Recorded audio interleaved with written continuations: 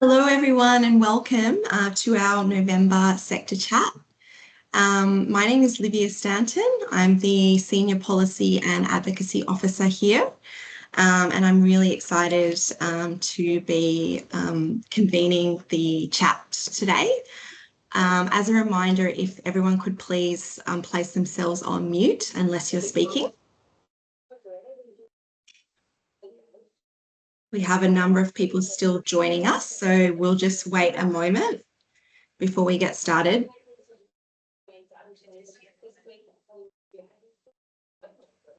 I'd like to acknowledge that I'm joining you today on Aboriginal land. I'm in our office today, which is on Gadigal land, also on Bidjigal land. And I'd like to acknowledge elders past, present and emerging and welcome any Aboriginal people on the call today. Thank you. Someone's just muted themselves. Thank you so much. So without further ado, first of all, I would like to go through some really important updates from DV New South Wales before I introduce our guest speakers for today. So first of all, I'd like to talk a little bit about the new SHS Workforce Development Program. For those of you who are on the call who are SHS services, you may remember the previous industry partnership, which is a collaboration between DV New South Wales, Homelessness New South Wales and Y Foundations. So this program, the SHS Workforce Development Program, supersedes that funding. And so some of the key initiatives that DV New South Wales will be delivering under this program include a community of practice for women's refuges, a regional forum next year with a focus on understanding workforce issues in the regions, development of good practice guidelines, resources to support working with Aboriginal women and children and women from migrant and refugee backgrounds through a culturally and religiously appropriate lens.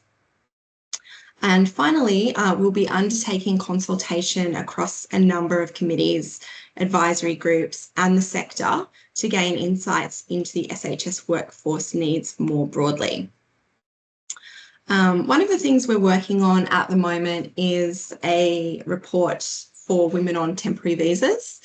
This report is focused on improving access to crisis accommodation for women on temporary visas in New South Wales. And so our main ask will be for the New South Wales government to provide a modest amount of funding to women's refuges across the state to alleviate some of the pressure on services. This is a model that already exists in Victoria and is working well. This model supports families with basic material aid, as well as support with legal costs to obtain a permanent visa. So the other key ask will be around improving data and data collection for this cohort to really understand the need and to ensure that women on temporary visas are included in DCJ reporting and reporting targets. An update on the criminalisation of coercive control in New South Wales. Due to concerns that we had regarding the legislation, DV New South Wales advocated strongly for a review to occur after 6 months, and the Attorney General has agreed to this. We are now collecting feedback from DV New South Wales members regarding the experiences of victim survivors and those experiences that they're having when reporting coercive control, including the police responses, the training provided to the sector, and any other issues or opportunities for improvement. This survey closes at 5 p.m. on Friday this week. So if you haven't already had a chance to input into this, we'd love you to do so. And I'd appreciate if someone from our team could please drop the link to that survey in the chat. The other priority for the DV New South Wales policy team at the moment is for us to prepare our pre-budget submission for the New South Wales government, which will advocate for increased funding for the specialist sector in the coming 25-26 budget. Now, we are hearing that this will be a tight budget and that there will not be any new funding. But of course, that won't stop us for advocating for the additional resourcing that we know is desperately needed to provide a safe pathway away from violence for victim survivors across New South Wales. Our submission focuses on 4 key areas. The first one is meeting demand on existing services, and we're asking for an increase in baseline funding of 50%, as we're aware that services are critically underfunded and not meeting demand and have not received a baseline funding increase for a decade. The second priority is expanding services for nationwide coverage, with a focus on more funding to expand the integrated domestic and family violence service and services working with users of violence. The third area is increasing the capacity of the sector, including funding for the 10-year workforce development strategy, which is currently being drafted, and additional funding for primary prevention. And finally, the fourth priority area is ensuring equitable access for all, including funding to implement the New South Wales Aboriginal DFSV plan, which is currently being drafted, more funding for services in regional and rural areas, and more funding for specialist services responding to domestic and family violence in migrant and refugee communities. The next item is around an update from DCJ. They've let us know the results from the New South Wales DFE sector baseline workforce survey that will be released very soon. Some of you may remember inputting into this survey late last year, so it's been a good year in kind of seeing that process evolve. And we're expecting the survey results will allow us to highlight the important and meaningful work that specialist services undertake, as well as the challenges that we face in relation to under-resourcing, including the risk of burnout and vicarious trauma. DV New South Wales will be using that survey to continue our advocacy for increased resources, for better and more accessible training, for supervision frameworks, as well as recognition of the additional challenges faced by workers who are First Nations, workers from migrant and refugee backgrounds, and workers who have lived expertise or a disability. In the sector development team, Gayatri has recently joined on a project around developing intersectionality resources and capacity building. As part of this project, we'll be sending a survey to members to gain feedback from our members on what resources and training is needed. Please keep an eye out for that one in the WD, in the weekly newsletter, that is, for the survey. Finally, we are preparing our video campaign for the 16 days of activism, which will be shared on our socials channels. Please see the socials handles in the chat box and like and share the campaign. If someone could please drop that in the chat box, I'd appreciate that. So this is indeed the last sector chat for the year. The next one will be in February with APRA, which is the Australian Health Practitioner Regulation Agency, talking about regulation of health space, managing perpetration and complaint processes. So thank you for bearing with me for all of those DV New South Wales updates. I would love to introduce our first guest speaker. Her name is Melanie Greblow. She is the founder and CEO of Humans for Purpose. I'm just scrolling to the bio. Formerly known as Banksia Academy, where her driving purpose is to support the full social and economic participation of women who face barriers to employment, particularly survivors of domestic and family violence. Melanie is a social innovator with 20+ years of experience creating social impact and catalytic communities for change. Thank you so much and welcome, Melanie. Thank you so much, Livia, and thank you everyone for the opportunity to have a chat with you all today in this forum.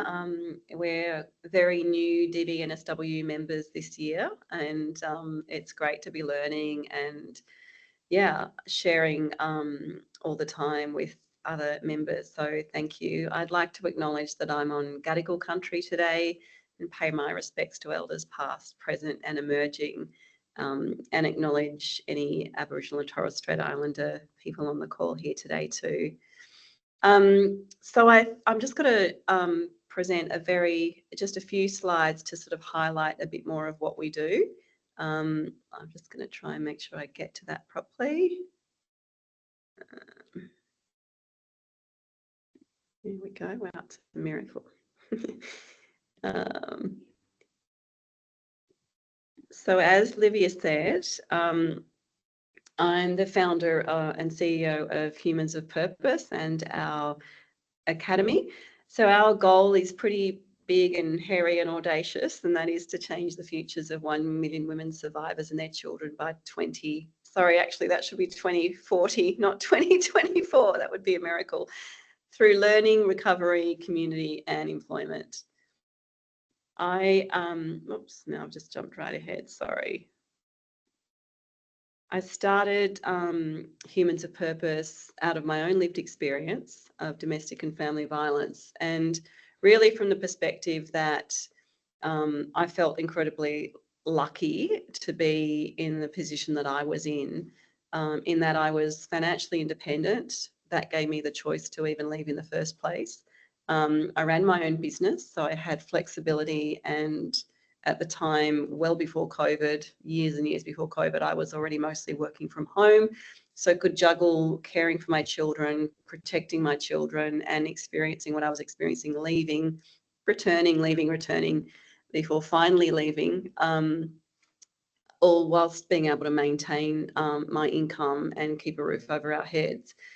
And I knew at the, my most difficult times that, my story was definitely one of the more fortunate stories, and that many women experiencing DV didn't have those choices. And as Dr. Anne Summers' research says, sort of left the violence only to find themselves sort of plunged into poverty.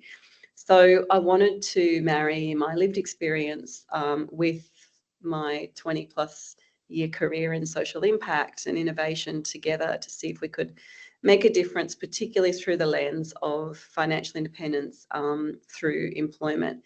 And particularly for Humans of Purpose, that employment is very much around jobs in the future of work in the digital economy. So our theory of change is very much around solving for this problem that women who experience domestic and family violence face when it comes to employment, that they often, can't access employment because it's not safe, it's not flexible, or they do secure employment, it's not secure, it's not paying them enough. There's all those other barriers, the intrapersonal barriers. There might be ongoing abuse, coercive control. You might not be able to leave your children for fear for their safety, things like that. So getting to a job is really difficult in the first place. And obviously we know this can lead to very poor outcomes across the both social and economic spectrum.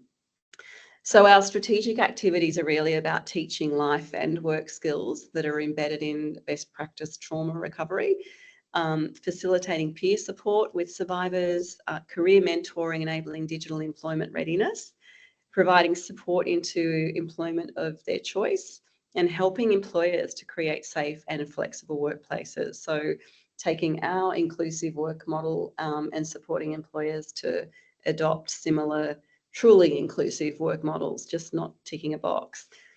So at the moment, those activities sort of translate into various outputs throughout the year. We've built an online platform, a community that we hope to scale to be able to connect in 10,000 members at any one time, and that's very much focused on returning to work, delivering sort of more than 50 hours of masterclasses every year. There's at least one a week, a community gathering every week. We have digital skills training that we host on a virtual platform as well that's self-paced, and then we have live intensives so that the people who have gone through the self-paced training can participate in live kind of facilitated teaching as well to deepen their knowledge and troubleshoot any difficulties or challenges that they've had. We have a growing network of employers that we work with where we can transition women into work, and a workplace hub, so a platform similar to those for our members for workplaces to support women who are already at work to thrive at work. So our theory is then that those strategic activities and outputs will lead to the kind of short and medium term outcomes that we desire, including increasing confidence and skills for the home, workplace and community for women survivors, an improved sense of belonging with stronger social connections, improved skills and well-being, career opportunities in the digital economy, and increased placements in fit-for-purpose work. And on the whole, more employers and policymakers who understand the work environment needed for women with lived experience of domestic and family violence to really thrive. Our long-term impact is that women have the agency that's required to sustain positive change in their lives, that they experience improved personal and family well-being, that they have achieved financial independence through sustained work in jobs that are remunerated well above the minimum wage, and that there are increased numbers of safe, flexible workplaces for women. So our solution to that, in terms of how we're delivering on our theory of change, is twofold, really. So it's one ecosystem, but there are two distinct parts to it. So we have a commercial side of our business that is a digital agency. So in that work, we deliver mostly digital and social media marketing solutions for small businesses. And that work is developed and underpinned by a team of digital heroes, and Indy, which is our own developed AI coach for our digital heroes.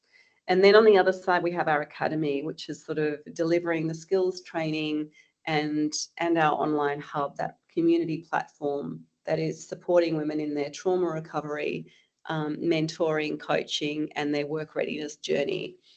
So the community piece also sort of is the bedrock, I guess, the foundation of everything that we do. And in that community are the purpose-driven small businesses that we deliver our services to.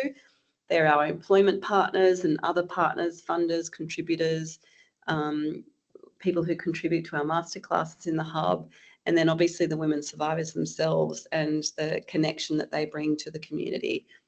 So the flow generally is that women are referred into our academy from specialist DV services, housing providers, some of them self-refer, they see us on social media, and they then firstly take part in a welcome call with our community director, and then they're onboarded onto the hub, and so they can start participating free of charge to all of the activities within the hub.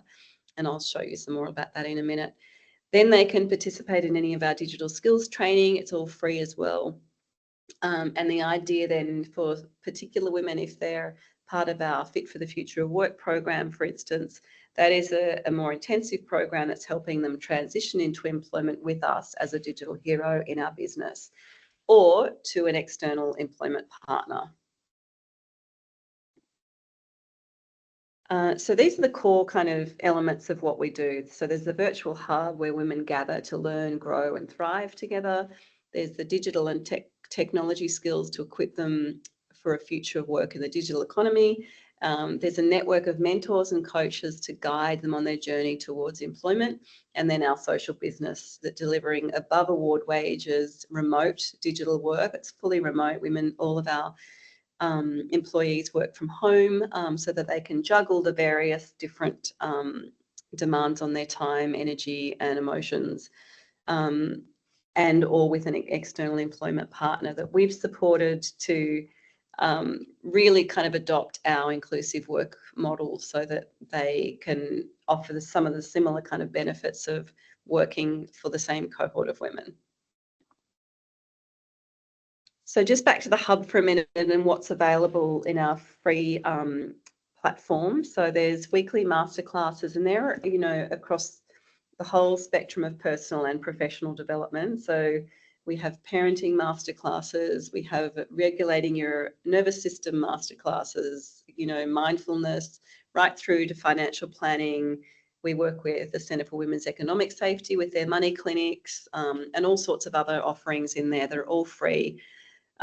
Weekly community gathering for the community, for all of the members to connect and really kind of enjoy that peer support.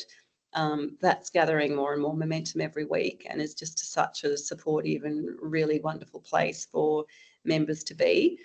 A library of back catalogue kind of recordings of all of the masterclasses. So if you can't see them live, if you know busy can't attend, you can catch up at some time. There's a book club and other wellbeing sessions that are kind of curated and planned across the calendar year. And then once members are involved and accessing those sorts of activities in the hub, they'll be more exposed to the other kind of more intensive programs that we offer. As I said, the Fit for the Future of Work, Back to My Future, which is a 4-week program really about goal setting. We create a personal success roadmap with women coming into that program. And then there's all of our digital skills training, as I said, hosted on another online platform that they can participate in at their own pace, in their own time, and then come back into the hub for our live, more intensive training sessions. And then access to our mentoring program and coaching. So we have mentors all over the country and coaches to support women survivors on their journey with whatever their specific goal is at the time, whether it's just supporting them to in that first critical step of gaining confidence around things, or it's to help them get their CV ready. But really what we've seen in the kind of first full year of operation is that it really does require this journey. We talk about walking women survivors over a bridge from trauma and fear and a complete decimation of their confidence to really developing a growth mindset, and one that, you know, is really kind of ready to embrace a thriving future. I won't, and then I'll sort of go into those with this speed up. I don't want to take up too much time so Tasnia has enough time to talk to. So just a little bit about the traction we've had to date, where there's more than 140 members in the academy now. There's a 95% engagement rate, so 79% of them contributing regularly to the hub. We've delivered over 550 hours that's been participated in the hub, and amazing outcomes in terms of who's completed things. 41 women have completed their digital skills training. Many more have received at least 20 hours of mentoring, and 30 women have transitioned from the academy into employment. 15 of those are now working in our business, our social enterprise, as a digital hero. There's just a quote there from one of our team members, one of our digital heroes who came through the academy into our graduate program. And I just want to share another story of one of our team members who's been working with us now as a digital hero for just over 6 months. And we've been working with Macquarie Bank to support women into cybersecurity roles, where we're working with them to develop their own inclusive work practices and what remote work and flexible work can look like for women survivors. And so one of our digital heroes had a job interview with Macquarie last week for a data analyst role. Before she'd worked with us in her digital hero role, she'd never worked in her life. Her CV was completely blank.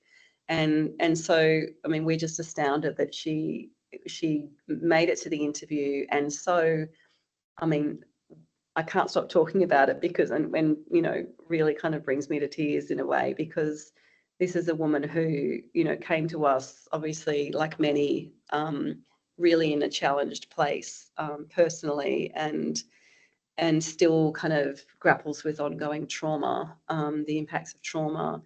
Her children were removed. There's been a lot of loss and grief in her life, and finding us has really sort of helped her not just get on her feet. She's just secured a private rental in a dream location in Sydney's West, and just around the corner from her cousins. And so she's reconnecting socially into family, and now has just had that job interview for something she never dreamed she could do. So these are the kinds of outcomes we're starting to see. In terms of social impact, we've just put together our first formal impact report, and some of the results from the surveys have been astounding as well. So huge increases in confidence, motivation to work, their job readiness, feelings of safety and belonging. We do all of this through the amazing support of our partners. So the Snow Foundation, Paul Ramsey Foundation, Hero Foundation are an employment partner, Minter Ellison, and a whole lot of others, and including the incredible network of domestic and family violence services that refer their clients to us and entrust us with them and their care and their journeys forward. I think I should stop talking. I feel like it's been a lot. And so I'm very happy to answer any questions that you might have after Tasnia's presentation or before, or whatever you think, Livia. But thank you again for the opportunity to share more with you. Thank you so much, Melanie. It's just awesome and so amazing and inspiring, to hear about the work that you're doing.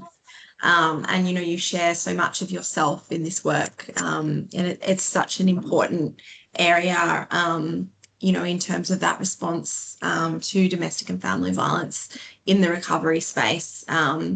It's great to see that there are services like yours available. And so I would love to introduce Tasnia Alam Hanan, who is the founder and CEO of Arise Foundation. Tasnia is a social entrepreneur, a policy expert, an educator dedicated to driving sustainable social change. As the co-founder and the co-CEO of Arise Foundation, which is an award-winning organisation recognised as the best new community project of the year at the 15th Australian Muslim Achievement Awards. Tasnia is pioneering innovative solutions to survivors of domestic and family violence and empowering them towards sustainable financial freedom. Her work has earned her a place on the prestigious 40 Under 40 Asian Australian Leadership List for 2023. With over a decade of experience spanning public and private sectors, Tasnia brings a unique blend of expertise in finance, law and public policy development, including impactful roles at New South Wales Treasury, where she shaped economic strategies and allocated substantial funds for social projects. Welcome, Tasnia. It's great to have you here today. Thank you. Thank you so much, Livia, and thank you so much, Mel. It was a pleasure hearing you speak, and we're so fortunate as well to be working with Mel and the DV New South Wales team and sector as well in shaping and getting advocating for the recovery and healing stage. I'll also share my screen. Hopefully I can do that here. Thank you. Can you guys see my screen? Yes. Amazing. Thanks. Thank you so much. So I'd also like to acknowledge the Gadigal, Darug, Wurrumi and Dawarl peoples, the traditional custodians of the lands, waters and communities that we live on, and pay my respects to past and present on this land across Australia, and especially elders working within the communities to eradicate homelessness and domestic and family violence. Just a quick overall summary. I know Mel went through a lot of the statistics, but just a really quick one in terms of in Australia currently there's several 100,000 women experience domestic and family violence, and they're left with the two choices of either violence or poverty due to the fact that they are financially dependent on their perpetrators. And similar to Humans of Purpose, Arise, we're offering a third choice, and that's financial security through a tailored employment program and sustainable economic empowerment. We were founded in 2021, and the reason why we founded is when I worked in New South Wales Treasury, and Faria at that time and myself, we knew two separate people that were in a domestic and family violence situation. And both situations, they did not want to leave perpetrators due to their children being dependent, due to themselves and their children being financially dependent on their perpetrators. And so also looking at a lot of the funding that was going from within New South Wales government, and this is before recovery and healing was a thing, and it was part of a pillar. It wasn't a pillar. We thought that there was that huge market gap in what happens next to these women following crisis, post-crisis, and that's when we saw that there weren't many services out there. And one of the ways that we could provide financial empowerment and economic security is through employment and training, and how we differentiate ourselves from employment services or government employment services is to ensure that these women have been through trauma. And so trauma-informed employment coaching and care is extremely important when it comes to helping these women find jobs because of the lack of confidence, skills back. And having this type of service, we break the cycle of homelessness and women and children being trapped in abusive relationships and intergenerational violence. Our programs are trauma-informed and culturally sensitive, and we are also national and deliver our services all across Australia. So our role in the DV, in the DV sector ecosystem, is specifically focused on that recovery and healing stage. And here is a really quick overview of our theory of change. Here, as you can see, we get crisis referral partners. So we've got referral partners from Salvation Army, Women's Community Shelters, Red Cross, Wesley Mission, a lot of the crisis sectors that are helping these women go through that crisis stage, which is so important. But then we are here now for the next stage. We've got two different offerings, Arise Academy and Arise Recovery Hub. So Arise Academy, we created we co-designed with lived experience individuals, and we created a employment ready program, which is our flagship program, 8 weeks, 4 hours a week for women, all online, which covers empowerment and wellbeing, financial literacy, and foundational work skills, delivered by facilitator specialists in their field. And then following that, they are placed with a trauma-informed employment coach, and then they go through their skills and their goals, and then the employment coach will place them into a job according to their skill set and their goals. If they need to do further studies, we also facilitate that further study as well. So we've got a partnership with Kirana College, which provides education in independence support, independent disability support, childcare, social work and counselling, and also partnered with TAFE New South Wales to provide some other programs, but Kirana College is absolutely free for our women. And also recognising the fact that a lot of women don't know how to speak English when they come to our program and may not have the digital literacy skills. So we also provide a pre-employment ready program as a needs basis, where we will provide in an adult English program where they're partnered with someone from their language background, and they provide a 3-month English program to them before they join our employment ready, and also a basic digital literacy program. We provide laptops to our women if they don't have one, to ensure that there are no barriers for women. And alongside our Arise Academy, we've got Arise Recovery Hub, realising that education and employment is just one part for their recovery and healing stage. And so our Recovery Hub, we've got over 21 service partners that will provide legal assistance, childcare. So we're partnered with Good Start to provide 1 to 2 days of free childcare for all women, including those on temporary visas, and then financial assistance, education pathways, mental health counselling, financial counselling, also partnered with CWES on the Money Clinic and Good Shepherds for financial counselling. So they provide either free or discounted services to our Arise women. Our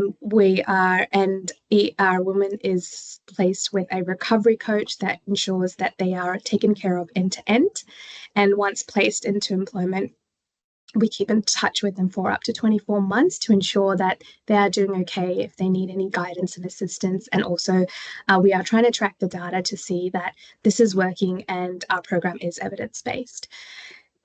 Thus far, our impact to date, we've provided over 3,000 Arise Academy program hours. And since 2022, we've had 100 women participating in the Employment Ready program. Some women have dropped out due to their personal circumstances, but then they come back for the next cohort. And so we keep in touch with them as well. We have 83 women who have graduated from the Employment Ready program. We hold 2 graduation services a year, which is really special for the women. And also they bring their children sometimes. Sometimes they've never experienced graduation services like that. So that also is an empowering journey for them. Of our 2022 and 2023 graduates, 81% of them are now employed. We've had 21 women go through our English program, 22 go through digital literacy. We had started something called Arise Driving School, which we had to pause due to funding, but that was working really well, where we were providing free driving lessons with a partner, and we had funding from another nonprofit to do that. And 6 women had actually completed the driving program who didn't started with their L's and now are on their P's, and that also is in itself a barrier to employment, and now it is something that it empowers them where they can drive in Australia. And since 2022, we've had 58 women placed into employment, a cadetship, internship, or completing further education with guaranteed employment. So our cohort is very diverse, as you can see. 66% are CALD background, 6% Aboriginal and Torres Strait Islanders, 56% single mums, 19 over 45, and then 43% are from Western Sydney. So we've got a huge cohort there as well. So in terms of some of their accomplishments to date, we've developed the Employment Ready program and digital literacy program, and now delivering it nationally. We've continuously improved getting our feedback from our survivors. Some of our survivors are now facilitators as well, which they love doing, giving back. We've got a learning management system. We've got some strong local and national partnerships and recovery hub partnerships, and we also now have employment partners. So Wooden and Kearney, we launched a cadetship program with them where they hire Arise women on a 12-week paid cadetship, and then following that 12-week of cadetship, they can be offered an ongoing role. And we also have an employment partnership with Allianz and Health Share New South Wales. We're trying to develop that further, but regardless of our partnerships, our employment coach works with across the industry to ensure that our women are getting jobs according to their skill set and their goals. We've been featured in the 2024 report on unlocking women's potential labour force participation in Western Sydney, which was by the Centre for Western Sydney. And we've also got our advisory board and our ambassadors. So that is just, and we are trying to play a huge role in the national plan, specifically on Action 4 of that national plan to end violence in a generation against women and children. And I think, and I'm sure Mel would agree with me on this, that it's great to have this plan, but we're still not seeing much of funding in that recovery and healing space as the pillar. And I think that's really important. So Rise is now, we're writing a policy paper to advocate for funding for government in the recovery and healing stage, and using Arise's model as evidence-based, which will be launching in International Women's Day. So have a look out for that. And just a really quick one in terms of some of our stories, which I will share with you, and then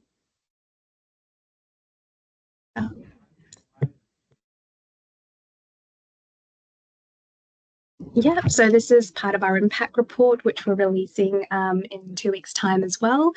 So in our impact report, we've got some real stories of transformation, where here, as you can see, Sarah, all these names are confidential, so it's been changed. So Sarah, a 32-year-old mother, had an 18-month-old daughter, came to Arise while still living with her partner, and experienced financial abuse and job loss after maternity leave. And then she regained her self-assurance through our Employment Ready program and honed her professional skills.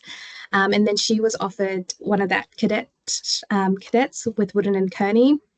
And through her exceptional performance, she was also offered an ongoing role. And it shows her, her story shows that economic empowerment, it can be a crucial stepping stone for women seeking to break free from abusive relationships. So her employment actually empowered her to leave her situation. We also have Olivia, 54, who fled an abusive relationship in a remote location. She had nothing but her phone and passport and her dog. And despite facing 13 charges against her ex-partner and ongoing court proceedings, her spirit was unbroken. And after completing the Employment Ready program, she is now doing a dual diploma in community services and counselling through Karana College as one of our partners. And she is really looking forward to giving back. And her goal was to become a counsellor. So that's also a really powerful story. I know I'm taking a lot of time, but just some of the quick testimonials from some of our participants on, they helping and make possible for ladies to feel like we're capable of what we wish for and believe in ourselves. Some of the skills that they learned, practical skills and financial skills, and they feel like their confidence level has increased and they start loving themselves and feeling like, yes, I can do something. Thank you. Thank you so much, Tasnia. It's so great to hear about the impact that your service is having, on women's healing and recovery. And it's so fantastic to hear about the advocacy as well that you're doing, in the national space to see more funding, hopefully coming through for this really important work. I would like to open up to our attendees on the call today. Any questions at all for Melanie or Tasnia, or for both? You can either raise your hand, or if you feel more comfortable, you can pop something in the chat.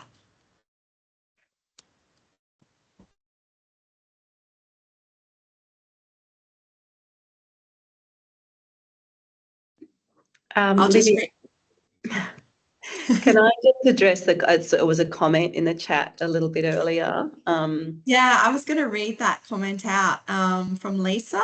I would love to see your service referring to your employment career support, although all of the projects programs could fit being available through Centrelink, through Job Seeker, returning to work programs. Is that what you were referring to? Yeah, I just wanted to clarify whether there was a comment about that it all sort of sounds similar to what's already available through Centrelink and the Workforce Australia, Job Seeker and returning to work, or whether it's a question and if we could integrate what we're doing with those services. I guess I could just speak to that we work with we already work with a lot of employment service providers who refer women to us as well, where there has been a disclosure of domestic and family violence. So what's missing with those, mainstream employment service providers is, as Taz said as well, that kind of trauma-informed practice and that understanding of the impacts of trauma on survivors' ability to become work ready and then really be work ready. So maintain that employment once they find it. So we find that there's what work readiness means to perhaps the mainstream employment provider sector means something completely different to us. And it's not enough to just help someone, prepare their CV, give them to interview skills. We work with Thread together and Dress for Success. It's not enough to just get there, get them some great clothes to feel confident that way. It's this critical first step of crossing that bridge that we find, and that can take months of working with someone. It's sometimes shorter for others, but those other providers nationally just can't provide that sort of intensive support and ongoing support, more importantly. So I just wanted to clarify that. It's very much around the specific kind of needs of women who have experienced trauma. And I mean, 83% of the women we work with are single mothers. And so the demands of, caring for small children and the children's trauma as well. So, and that the impact that has on a mother's ability to work. Thanks, Melanie. Lisa's got her hand raised. It's good to see you, Lisa. Hi, Liz. How are you? Yeah, good. Good to see you. Yeah, absolutely. Wouldn't it be so magnificent if we did have your service attached for those who are impacted from domestic violence in or leaving it? The pressure what they have to go through for job seeker or workforce is incredible. Making 100 points, to get a payment. I think that's probably why I highlighted that, because it is through a trauma lens. Yeah, and soft entry in that time to give to those rights. But that's the first kind of thing. Oh my gosh, imagine if this was available through Centrelink and Workforce, because this is a 100-point thing. I don't know if you're familiar with it, how they put this pressure on people to get a payment, like looking for interviews and things like that. But yeah, that's kind of what I was thinking about. Yeah.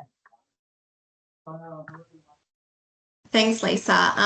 And there was a question and a comment in the chat, and I see, Melanie, you've addressed that. So this is from Maddie. Great presentations. Thank you both.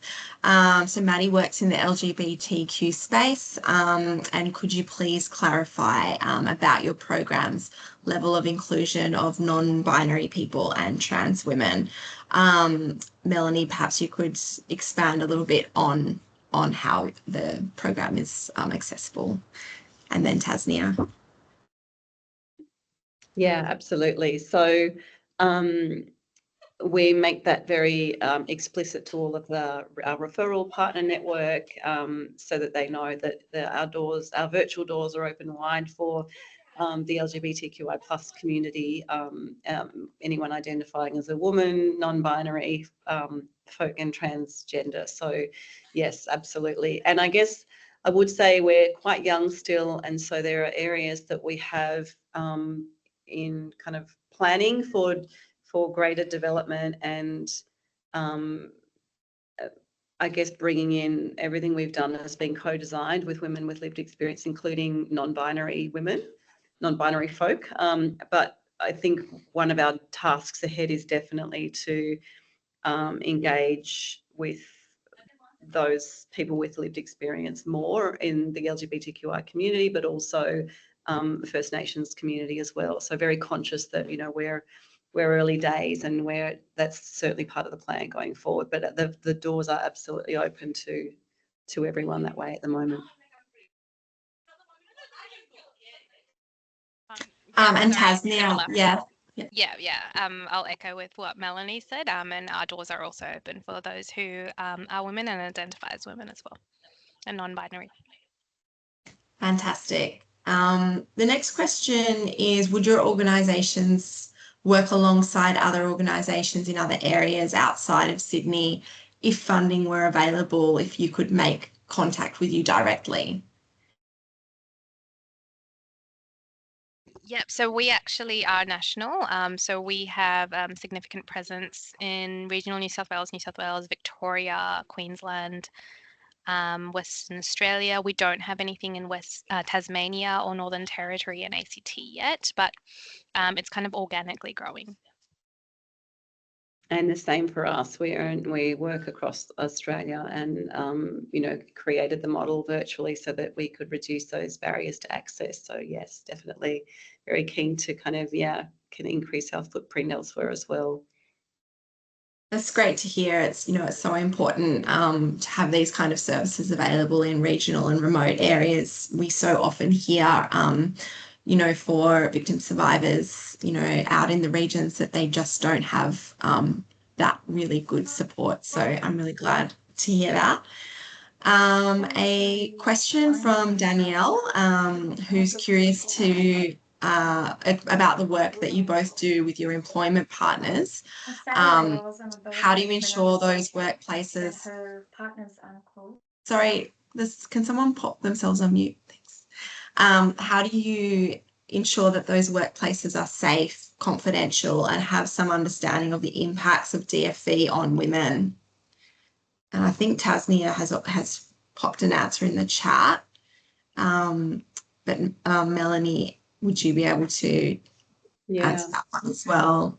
Yeah, so part of our work in the hub is we've developed a kind of a subsection of our hub for workplaces, and so we're working with some very large organisations at the moment to not only support their employees who have lived experience. So there's evidence around the fact that EAP providers are not able to, they're not equipped, they've got little understanding of domestic and family violence, they don't have specialist counsellors, it's ineffective, they freely admit that, the employers admit that, and certainly the users of those EAPs are saying the same thing. So we're working with organisations to allow their employees who have lived experience access to our hub, so they can access all the same supports as our kind of returning to work cohort, with the intention that we need to also support women to stay at work when they're at work, because once they sort of slip off the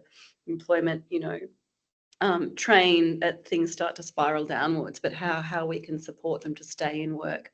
So we're working with organisations to educate them more around the impacts of domestic and family violence on their employees, and also to create what we're also just trying to do is circumvent the need to wait for the employer to create the conditions where women feel safe to disclose, and instead come directly to us anonymously to their employer, so they can still get the support, but not have to disclose to their employer until, or even if they're never ready. And so that we just found that that's really important, speaking to the voices of women with lived experience in big organisations and any workplaces. So yes, we're creating a broad support network and educational kind of framework for workplaces. And we're, as we transition women into employment at workplaces, we not only create that education there for them and ensure that they are creating the safest and most friendly environments for these women to come into, but that we're also still providing all the support to those women plus as they transition into the organisation for as long as they need. So there's no cut-off date to when people have to exit our hub and the academy. They can stay in as long as they need, and generally speaking, we advise that they do stay as they're transitioning into employment, that they do stay connected to their mentor or coach, because even if they were feeling really confident and thriving, starting a new role for anyone is really difficult. So we're really kind of there to hold their hand and make sure when they get the wobbles, because they will, that they can hold fast to everything that they've learnt in the hub and continue on despite the challenges. Thanks, Mel. That's great to hear. The next question is from Michael. If a survivor has moved to independence but has a child with disability and high caring needs, are there options for her to undertake study with you while limited in ability to undertake hours of work? I'll pose that question to Tasnia to start with. Yeah, absolutely. So like I said, our employment ready program's all online, and they can access the recordings if they haven't, if they can't attend live, and it's 4 hours a week, so they can still graduate from our employment ready program. And once they do graduate, then the employment coach will work with the individual. So it's very tailored care and tailored employment plan for them. So they'll work with them and realizing what kind of hours they can do. For instance, even with our employment partners with like Wooden and Kearney, the hours were according to what the individual could do. So it was she could only do 10 a.m. to 2 p.m. and that's how it was. So we will work with the employment partner to ensure that they can offer a flexible role because of their circumstance. Thanks, Tasnia. Melanie, would you like to respond as well? Yeah, it's very much the same. It's the same, yeah. There's a question there about presence on the Central Coast. It seems like there is definitely a presence across the state, which is fantastic. Are there any other questions from attendees? We just have a couple of minutes left if there are any further questions.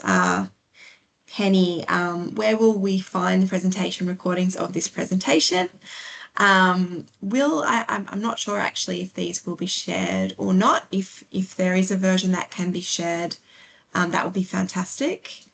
Up to Tasnia and Melanie.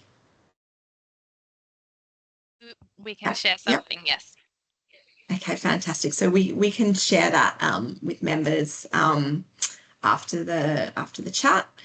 We have contact details in there as well. And yes, we will share the slides and some information in the weekly newsletter. Sorry, we do have a raised hand there, Marie Barclay. Hi, Livia. Thank you for thank you to you and Melanie and Tasnia for your presentations today.